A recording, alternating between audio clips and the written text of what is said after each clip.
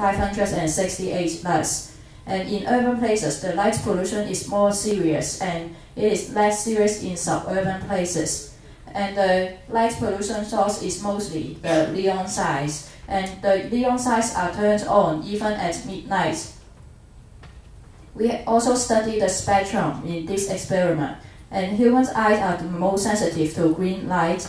And from the spectrum, we see that the higher the peak is, the higher the illuminance is. And we suggest some modification of the experiment. It includes the direction, angle, and also the light standard. We know that light rays spread in all directions.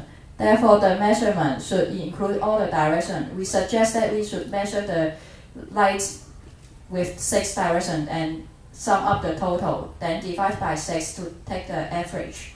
And we should not only consider the highest value, because this does not show all the facts. For angle part, there is a restricted angle in human eyes. It is 114 degrees. Therefore, we suggest the dome of the light level sensor should also consider 140 degrees.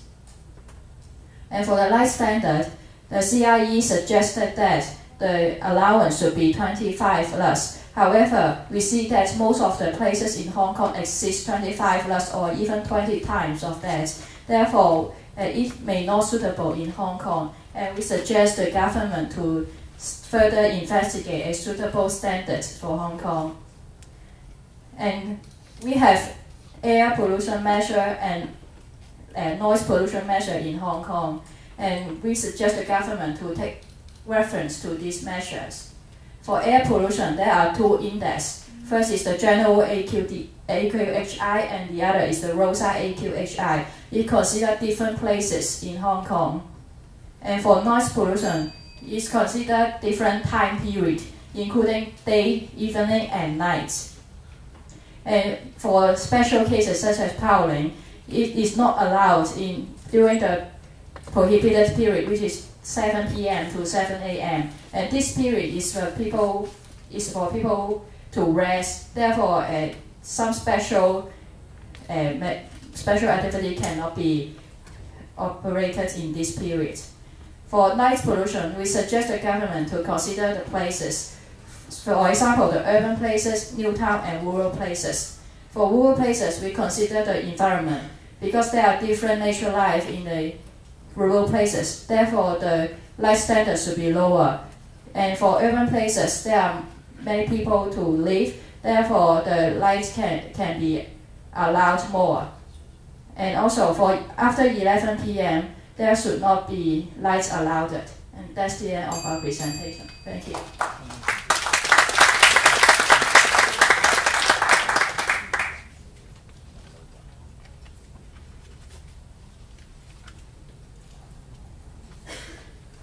One question. Could you demonstrate how to use the as a light level sensor to measure the light, and how do you do to modify the direction and the angle for us now?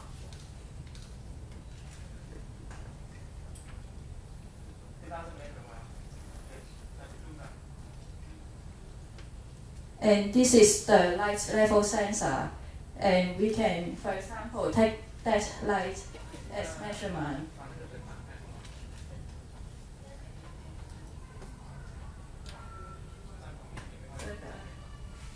Because this dome does not consider 114 degrees, it considers all the direction. We suggest maybe there should be a cone that considers 114 degree only in this area.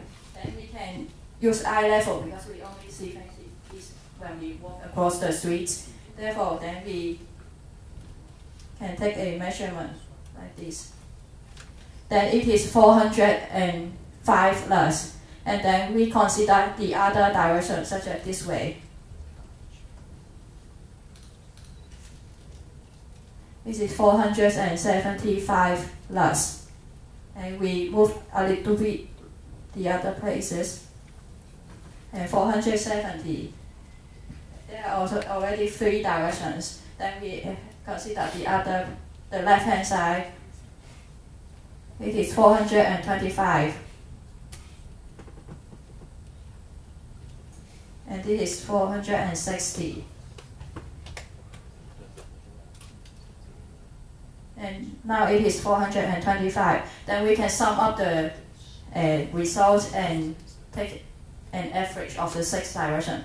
Then we can know that for this kind of lights, when it is spread this way, then we can get a more accurate result that affects ourselves. You just say you'll find 24 places to measure that pollution, right? In Hong Kong? We have visited 32 places. 32? Yeah. Do you think it's enough? And if there are more data, then yes, it will be more accurate. But we consider the places according to different factors. For the okay, turn off the light, please. This is the new territory, and this is the Kowloon Peninsula, and this is the Hong Kong Island. For this part, this is maybe the most popular among the tourists, and because there are many commercial places and also the shopping area. Therefore, the lights here always turn on.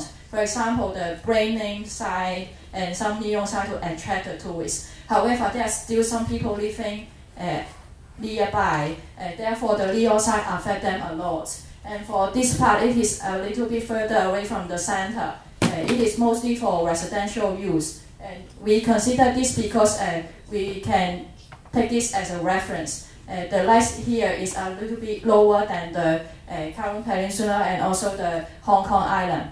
Then we consider different places in Hong Kong in order to consider the whole figure. Then according to your research conclusion, how serious about the Hong Kong air pollution?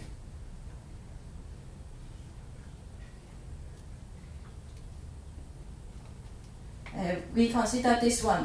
This is the urban places, and it is the around the Kowloon Peninsula and also the Hong Kong Island. It is most of them exist 100%. We have taken some photo also, and it is quite bright. And we have some study in Hong Kong, and the residents above always complain that they have to sleep under strong light. And we can imagine it is quite a bad life quality because we don't want to sleep with the lights on, but the neon sign force them to sleep with the lights on, and this affects their mental and also physical health. And from this we can know that the light pollution in Hong Kong is quite serious. And Hong Kong is also known as the Pearl of the East. It is because the light is quite beautiful in Hong Kong. However, it sacrifices the life quality of Hong Kong people. Yeah, is there any suggestion about the Hong Kong pollution according to your research result?